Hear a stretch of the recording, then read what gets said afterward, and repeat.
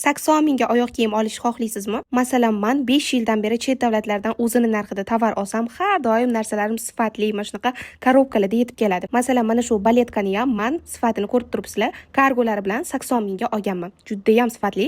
Menga har doim shu narsa yoqadi. Shu chetdan zakaz qilsangiz uyingizgacha olib kelib berishadi. Uyda o'tirgan holatda xohlasam biznes qilaman, xohlasam shunaqa sifatli tovarlarni o'zini narxida, ya'ni savdogarlar oladigan narxda bemalol olib bilaman. Ikkinchi oyoq kiyim menga kargolari bilan 120 mingga tushgan. O'zimizda xuddi shunaqa oyoq kiyimlarni kamida 400 ming, 500 mingdan kam olmaysiz. Men va meni o'quvchilarim 5 yildan beri shunaqa sifatli tovarlarni 7 ta davlatdan bemalol zakaz qilib bilamiz.